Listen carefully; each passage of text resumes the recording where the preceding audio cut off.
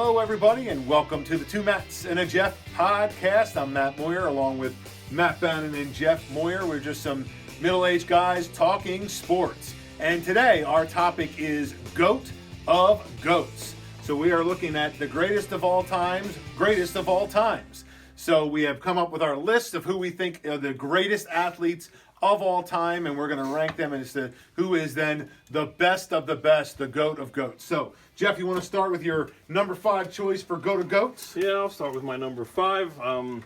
As I was talking a little bit briefly before we started, I said this is a hard list, and so we'll be interested to see where people are. So, my number 5 of all time for GOATs, I have Muhammad Ali, Cassius Clay. Yeah, he's nicknamed the greatest. Of course, obviously a big boxer, but also because he was a philanthropist. He had some of the most significant and celebrated, he is one of the most significant and celebrated figures of the 20th century. There is an actual center, Muhammad Ali Center in Los Angeles. Just from his record numbers, he was 56-5. Out of those 56 wins, 37 of them were knockouts. He had 1 gold medal. He had many of the historic boxing matches when you think of them. Versus Joe Frazier, the fight of the century, they called it, and the Thrilla in Manila. And then, of course, versus George Foreman, the Rumble in the Jungle. And as one thing I saw, which I really didn't realize, that it was probably that particular fight was one of the greatest sporting events in the century because it was watched by 1 billion estimated viewers worldwide. So, my number 5 is Muhammad Ali. Matt, who do you got at number 5? My number 5 is the great one, Wayne Gretzky. I'm not really a big hockey guy. I'm not really friends with a lot of big hockey guys. But I just think that he's called the great one. So, but hockey's, I think, a lot harder sport than people give credit for. Just the skating alone, and that's why they do 2-3 minute shifts or whatever, because they couldn't go longer than that. They'd be dead, not dead, but they'd be out of breath or whatever. So, but he's by far considered the greatest hockey player of all time. He has the most. Let me get this right with my glasses. He has the most goals, the most assists, and the most points. And if I know enough about hockey correctly, points are goals and assists together, I believe. And I noticed that it said he has more assists. He had more assists than anyone else had points. So he had more assists, helpfulness on the ice with his teammates than anyone had. Not only the helpfulness, assists, but the goals too, combined. So I just thought, sustained. One thing I looked at when I looked at all this stuff is he had sustained excellence. 20 years of being top of his game. Or whatever, and like I said, he's called the great one. 4 Stanley Cups, but I think there's guys out there probably that have more Stanley Cups or whatever over time. I don't know, but I just, he was close to my borderline, whether honorable mention or 5, and he ended up at 5 on mine. So it's interesting. So, you look at what criteria do you want for this and how are you deciding? And, it's tricky because you have the individual sports and the individual athlete, and then you have the team sports. And depending on the team size, like hockey, there's a lot of other guys that can influence wins and losses and championships. So Wayne Gretzky is an honorable mention for me. And I definitely thought about him, not a hockey guy either. And that plays into my list, as I'm sure it does everybody else, because if you're a big hockey fan, Wayne Gretzky might be your number 1. But my number 5 is from a sport that I'm not a big fan of. And, we don't compare lists before time, but number 5 is Muhammad Ali as well, just by happenstance. And, you mentioned pretty much everything I would have mentioned about him, Jeff. But, sustained excellence for a long time and changed, when I look at, who's the GOAT of GOATs, who transcends time, who changed the sport. And, with boxing, it's you and only you. And, to go out and have 56 wins and only 5 losses, 37 knockouts, and it's just him in the ring. And that's with time off. Because if you remember his career, he protested and didn't want to, go to Vietnam and all those kinds of things based on his values. And you got to respect that, even if you don't agree or disagree with his values, and that cost him time where his record could have been even more. 3 years. Yeah. So in that time, how many more fights could he have won or whatever the case may be? So, Muhammad Ali was my 5 as well. What a All coincidence. right. Yeah, so we don't compare ahead of time. All right. This is going to be a violation for my number 4. I'm calling myself out right now on violation because I don't know, obviously I know lots of sports, I know a lot of things, but my number 4 is Serena Williams / Roger Federer. Oh, that is a violation. That's a big violation. Because I couldn't choose. I couldn't choose, and I'm like looking at them both, and it's like, again, it's hard to compare sports, obviously, with this list, but also the men's game compared to the women's game. So I wrote some things down. Serena had 23 Grand Slam titles.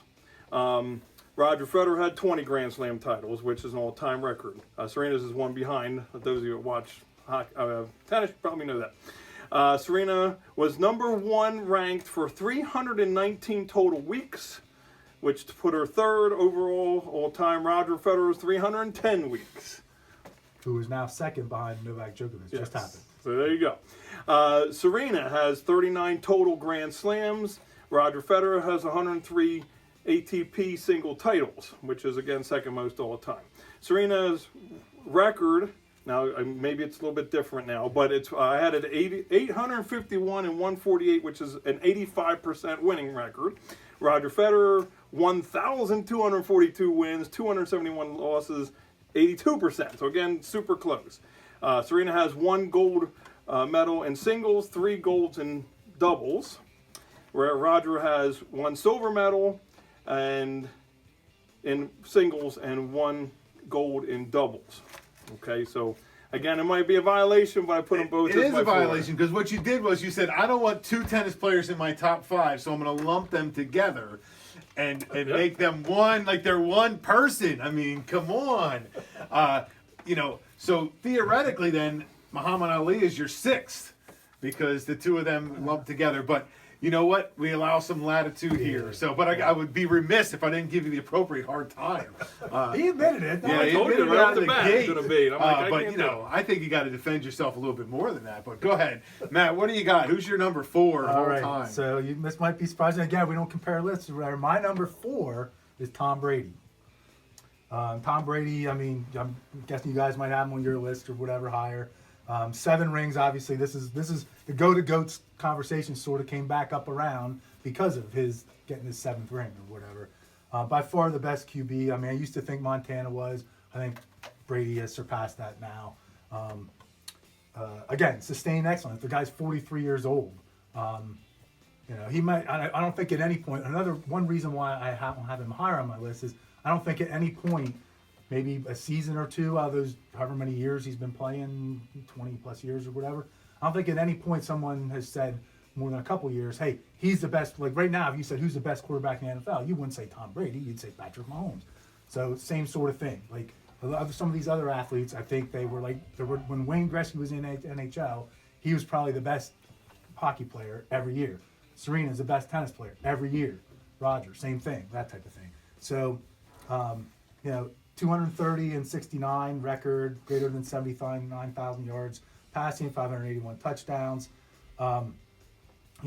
Again, I look at sort of like the worldwide type thing, whether it's iconic and that type of thing. And because the NFL is more of an American game than a world game, I sort of looked at it as, he might be higher on my list if the NFL was more worldwide. I mean, it is starting to be, and people around the world, I'm sure know who Tom Brady is, but not like some of the other athletes we're going to talk about. And again, like you mentioned about with hockey, football is very dependent on your team.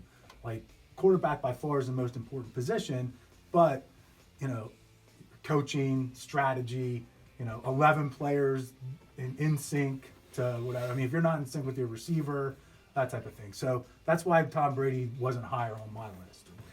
And I'm not going to Tom Brady bash in this because I actually think he is the greatest quarterback of all time, greatest football player of all time. But for me, he doesn't make the top 5 because, and I was just saying this to my son a little bit ago, it's tough with these team sports because you can list out his titles, right? His championships are great, but if he doesn't have someone to throw the ball to, they don't win. If he doesn't have a defense to stop the other team, they don't win. So it's so hard, I think. So my list skews more toward the individual or the sports where there's less people on the floor, on the court, on the field, you know. And you know, you mentioned something interesting, Matt, which is worldwide. Like my list, it reflects a little worldwide, but there's a couple of people that aren't on my list that if you went to Europe would probably be on their list because, I mean, I'll show my cards here. There's no soccer players on my list. And if you're in Europe, they're going to have some soccer players on the GOAT list. But my number 4, Okay. go ahead. Well, I was going to comment too, but not to put my list out of the thing either. But I didn't have Tom Brady on my list either, and part of it, yes, is don't really necessarily care for him, but also as you mentioned, I really think when you start looking, I think he is the greatest quarterback. But when you think of GOAT of his sport, like you just mentioned, sometimes you're not thinking he wasn't the greatest player, but also. You know, a lot of those championships, you can go back, is their defense that really, you know, was one of the main reasons why they were winning a lot of their games. Not that, he did what he had to do. Because the quarterback, like they say, is the, you know, most important position in all sports. So I did not have him on my I guess I always come back to in the championship discussion, Big Shot Bob. Yes, He's got a lot of 7 or rings. 8. Yeah, I think, so, but no one's going to put him in the GOAT of anything. Great player, and I respect the heck out of him, but that's a guy who has, and there's tons of guys that have rings that are not that great, and there's tons of guys that are pretty darn great that don't have a ring. So, but my number 4 is Babe Ruth. And so I selected him not just because he's the great Bambino and of his hitting, which is amazing, but in case you don't know, he was a pretty darn good pitcher too. And that's what set him apart in my mind and puts him on my list, at least higher up on my list, is he did it on both sides. And so again, going to what I just said, defense and offense, he did it both in the baseball world, which is unheard of today. It doesn't happen. Nobody does it. But 2-time All-Star, 7-time World Series champ, AL MVP in 23, batting champ in 24, 12-time home run leader, 6-time AL RBI leader, 342 batting average, which is Lifetime. Lifetime, which is amazing. 714 home runs, 2,873 hits, 2,213 RBIs, and for pitching, 93 wins and 96 losses. He pitched like over 200 games, a 2.28 ERA. So he started 148 games as a pitcher. And so, everyone knows who Babe Ruth is. And so you can point to the hitting, but I think both sides, offense and defense, is what put him up on my list more so than some other guys, because there's a lot of great baseball players out there, but there aren't many who can say they did it both. And pretty legit pitching career. If he just had that pitching career, he'd still be considered a pretty darn good baseball player. So there you go, Babe Ruth. All right. Oh, and did it while drinking beer and eating hot dogs between innings. Okay. So my number 3, I have Michael Phelps. Michael Phelps is my number 3. He's 28 total medals, 23 golds, 3 silvers, 2 bronze. He's the most successful, most decorated Olympian of all time. He's got all-time records in the medals. If you think of Olympic games, they only go once every 4 years, and the guy was in 4 Olympics and sustained greatness and did all of that. And again, so I wrote down also most successful athlete in 4 of those 4 Olympics in a row. So like he was the most successful in all 4 of those. And I also found that he won more medals than 161 other countries. So him personally has won more than 161 countries. So my number 3 is Michael Phelps. My number 3 is Tiger Woods. I don't know if you guys have him or not. Again, I look at the worldwide thing. By far, he's known worldwide. I looked at him as like the 3rd most iconic athlete ever, as well as I think the third GOAT, 3rd place as far as GOAT. 82 PGA Tour victories. I believe that's tied with Sam Snead for the most ever. 15 majors, 3 behind Jack Nicklaus, and no one knows if you're on the younger side. Think of a few things with Tiger. One, he put golfing on the map. Before Tiger Woods came around, there was a lot of people that did not watch golf, and when Tiger came around, they started to. he brought an audience. I mean, basically the networks were like, is Tiger playing? Because we're gonna rake it in advertising. People are gonna be eyes are gonna be on the TV if Tiger's playing versus not. Even after he had problems and he was just in a tournament and he really wasn't at the top of the leaderboard. If he was on the course, They put him on. they put him on the screen. Dominance, I wrote down and underlined because basically everyone in the field, he basically had them thinking they were playing for second when he was on the course. And then like a 10-year span or whatever in the early 2000s or whatever. And coming back and winning just the fact that after all he was through with his back and all his emotional and personal problems and everything, coming back and winning the 2019 Masters or whatever. I think there's a lot of people out there that don't think he could do that. And he did that. And obviously what he's going through now, hopefully he's okay and everything. But to me, just from, and he created a brand, TW, whatever, like Tom Brady did with TB12 or whatever, but Tiger Woods. And a lot of people probably don't think golf's much of a sport or whatever, but for those who play it on competitively or whatever, it's a lot easier to calm your nerves. I mean, it's not as hard it's harder than you think to calm your nerves and hit a shot, especially after you put that last one out of your mind. And you're playing against other players, but just as much you're playing against the golf course. And some of these courses out there are like just insane to try to think of how you even make the ball on an approach shot to the green stay on the green when basically the green is pretty much almost rock hard. I mean, it's grass, but it's rock hard from a distance or whatever. So golf is a lot harder, and these golfers nowadays, especially including Tiger, are in a lot better shape than people give them credit Definitely. for, I'm sure. Definitely. True. Anyway, True. So Tiger Woods is my average. And I have a hard time arguing against Tiger, who I'll say didn't make my top five. It's definitely an honorable mention, and he's a great. He transcended sports and made golf what it is. So he meets a lot of those criteria. But I think one of the things that's just what it is when you're looking at lists like this is golf isn't my thing. And so, not that boxing's my thing, but I think Muhammad Ali transcends that. Well, my number three, it must be something in the blood. Michael Phelps was my number three as well. And, you listed out all the things. So one of the things that's interesting about swimming and the Olympics and things is, he has had the opportunity to win more gold medals than if you're a basketball player and you're in the Olympics, you got one chance and one medal.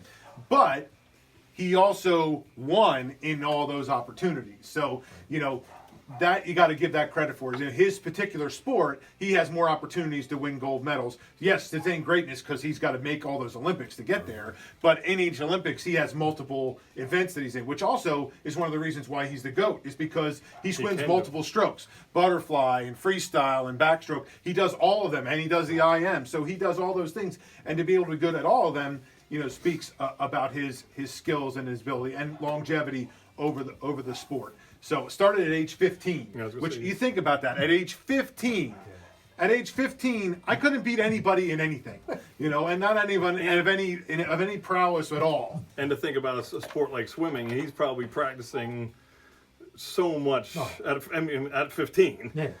This amount of time he's practicing is probably phenomenal. Yeah, to get there at that young of an age and be successful is incredible, and then the longevity of it. So you gave all the statistics, so I won't say anything more. Right. But that was my number three. All right, my number two, I have Wayne Gretzky. So going back to what Matt was mentioning with his 5, I believe.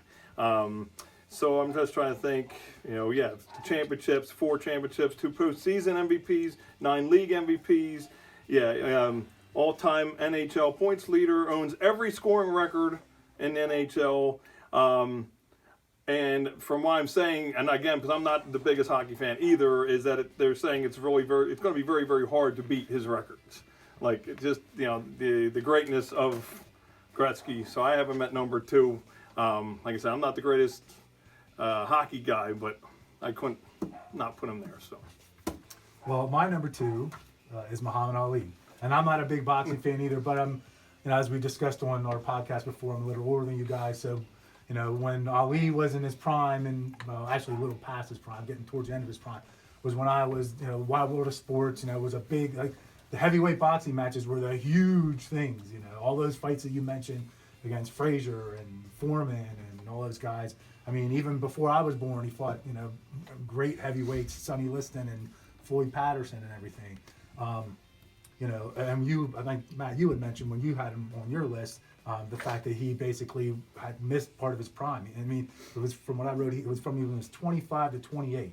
I mean, That's as a big boxer, time. that's like you at that point you have your experience under your belt. You're in your prime, probably physical state, and he basically couldn't defend any titles or anything. He was stripped of his titles. That's the thing. Before that, and one thing I wrote down about Ali, I think of the word ambassador. So he was like a worldwide ambassador. Said philanthropist and everything.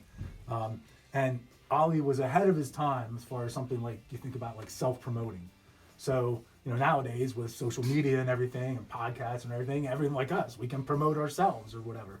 There was nothing like that back then. So he had to come up with iconic phrases like, I am the greatest, and float like a butterfly, sting like a bee and everything. I mean, how long ago was that? And people still remember that. So, Ali to me was just what he had to go through and what he did. And again, you talked about it's basically him out there. Now it's fighting someone. It's not, I don't know, like shooting a ball through a hoop or putting a hockey puck in a net or hitting a baseball, which is pretty darn hard. But still, I mean, he just didn't go out there and stand and fist, with no gloves or Conditioning anything. and everything else. Yeah, I mean, strategy and. Right. And I think that's, one of the reasons why, going back to earlier Tiger and stuff, and I will admit that, golf is a hard sport, but you compare the physical conditioning of boxing to the physical condition of golf and basketball and football, maybe not baseball so much, although the hardest thing to do in sports that I didn't mention earlier is to hit a baseball, I think. I think it's pretty hard to, there could be an argument, but I can't think of anything that's harder to do than that. Well, as we had conversations before, that's why 300 something, a little more than a third of the Right. a third round is successful. Right, hitting a success. baseball. Yeah, exactly. 30%. So, Yeah. so my number two is someone we've already mentioned, and it's someone that I think transcends the sport, brought an audience to a sport that wasn't there before, wins a lot of records and medals and titles, and you mentioned her earlier, Serena Williams. So, again, I'm not a big tennis fan, but it is someone who transcends the sport for women and for people of color, and did a lot of those things. She plays the sport in a way that it wasn't played before. And you think about even some of the other, great women tennis players and so on. But the sustained success as an individual, as a team member, as an Olympian. So you mentioned all those things, but I think that's why I kind of bumped her up a little bit above some others, because again, my list leans toward, not completely, but leans toward the individual. If you're talking about the GOAT, because there's no one there to help you for a lot of these people. It's just you. Whereas in a team sport, you can lean on other people sometimes, and they can get you to a championship if you're measuring greatness by championships, which is at least part of the equation. Yes. So I'm going to go out on a limb here, everybody, before we get to number one. And I'm going to guess that all three of us have the same number one, because there's a particular person that has not been listed, and there's a particular sport that we might all like better than every other sport. So let's see if I'm right here, if we all have the same number one. Go ahead, Jeff. Who's your number one? I can do it this way to start off. So For those of you that are watching, Yes. I got my no one typically likes to see him take his shirt off at all, just for the record. my Chicago Bulls number 23, and so yes, Michael Jordan is my GOAT of GOATs. So I'll start it, I guess, here. 6 championships, 6 MVP finals. Personally, again, I would believe if he didn't leave for 2 years, he would have won 8 straight. He won 5 league MVPs. Probably could have and should have won a lot more. It's one of those things, like I think it would give some other guys just kind of like the NBA today. Yeah, LeBron could be the MVP right. every year today, but Right. he's not. So 10-time scoring champ, 11 All NBAs. One of the big things, 9-time All Defensive Team. Averaged 30 points per game. and that includes his time with the Wizards. Yes. Yes. And again, we think of iconic, back then, the Be Like Mike commercials and the logo. If you watch the All-Star game, his logo was on the jersey. So I'll let some of you, I'm sure, say some other But things maybe about he's him. not. No, obviously, Matt was right in the prediction. Yeah, Michael Jordan is my go-to goats. You mentioned 6 for 6. They're Jordan Brand, almost 20 years after he's retired, the Uh-huh. All-Star game. It's still whatever. College programs all have the junk man or whatever. The Jordan rules. They had basically teams had to make up the specific rules to defend this one guy, even though it's a team sport. That type of thing. Something dominance. I wrote down like just complete dominance when he in his prime. So like 10 years or so. And then something I saw recently that was shared actually on Facebook. So in a 32-month span, he had 3 NBA championships, 3 scoring titles, 2 NBA MVPs, 3 final MVPs, 3 All-D first teams, and in that time frame, missed, count them, 0 games. 0 with injury or deciding to not to play. 0. Yeah, and that's one of the so Michael Jordan is my number one also, and so to add on to all of those things, one of the things that I've said a lot lately is I think that today's athletes are a little more soft than yesterday's athletes. And I understand that science and medicine and everything says that you should do load management, but I can almost guarantee, and I've never met him or talked to him, that Michael Jordan is not taking time off for load management, because one of the things that separates him from the pack is his pure desire to win at all costs in everything. If you follow anything about him, if you watch the stuff about the Olympics, and he was Olympic gold medalist too, in addition to those titles, he didn't like to lose at ping pong or cards or anything else. Right. NCAA champion. So this is a champion that transcends many years in many different areas in all facets of the game, and I think that that's what separates him. The desire to win at all costs. He changed the game of basketball in so many ways, and transcended basketball. You mentioned earlier, Matt, about worldwide. Yeah. Michael Jordan is known worldwide, anywhere in the world today. And when was the last time he set foot on a basketball court to play basketball? A long, long time ago. But everybody knows Michael Jordan, and in those Olympic Games in 1992, it was all about Jordan, and he brought the game to the world because he was Michael Jordan. I mean, he's standing next to some of the greatest players of all time, and still he is something special. So, you mentioned all the statistics and playing both sides of the ball, unlike some guys today, James Harden, who don't know how to play defense at all. He did it all. So, yes, we're basketball guys, but I think you'd have a hard argument from a lot of people that he's not.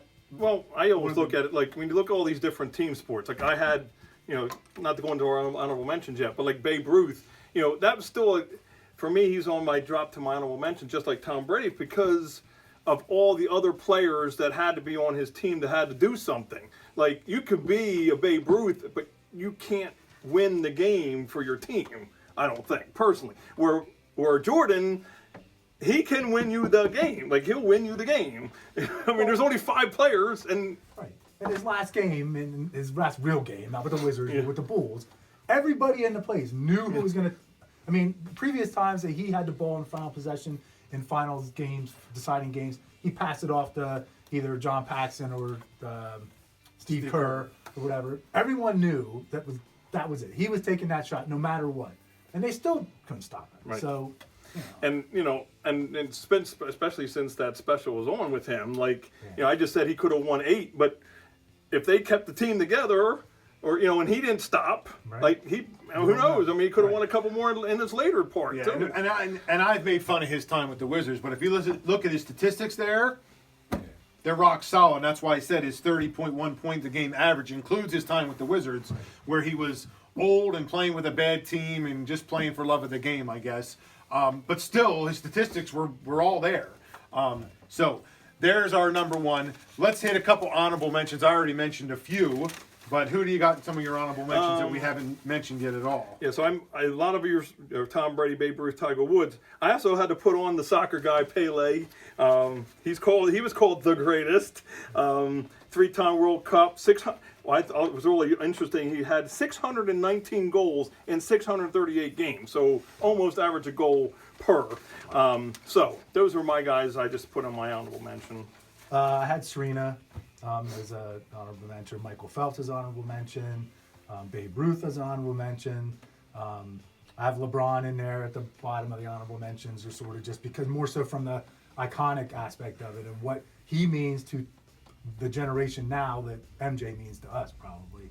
And then I had Pele and Lionel Messi or whatever. Just because, like, again, I felt like you had to put a soccer guy down just because. I didn't put him, but I don't know if Matt will put him. But like Mario Andretti, like car racers. I'm not a big car guy. I so. didn't. There's a lot of names that could have added here, and all the names you had are certainly worthy of the list. A couple that I didn't hear that are on my honorable mentions is I had Usain Bolt as an honorable mention, and again, he's got one race, two actually, that he and the occasional relay, I guess, but just transcendent greatness. Wilt Chamberlain, I felt deserved to be on the list. I don't think he gets enough credit. I'll say this time and time again for how great an athlete he was, because people were like, "Oh, he's just tall," and he was taller and bigger than everybody in his age.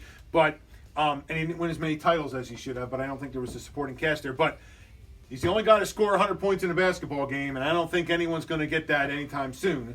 And was played a lot of other sports. I had Jesse Owens on my list. I thought he was deserving, and Carl Lewis, who Olympic athlete, multiple sports in track and field, and I was a huge fan of Carl Lewis in his time. Not his singing in the national anthem, but his or his pitching of a baseball. No, yeah. And the last guy I just threw in there too was Hank Aaron, who I felt was worthy of an honorable mention too. And I didn't jot down all the statistics, but those names are names of names that you should probably know. So and the list could go on and on and on and on and on and on. And I'm sure that if we had someone who's a bigger hockey fan than a basketball fan, they would argue that Wayne Gretzky goes first. There's lists that I saw had him on. And and Muhammad Ali, I just saw they were talking the other day about him in the greatest fight ever was one of the anniversaries of that. Anyway, so there you have it. Go to GOATs, the greatest of all time. You've been listening to and watching the Two Matts and a Jeff podcast. Follow us on Facebook and Instagram and YouTube. We'll see you next time.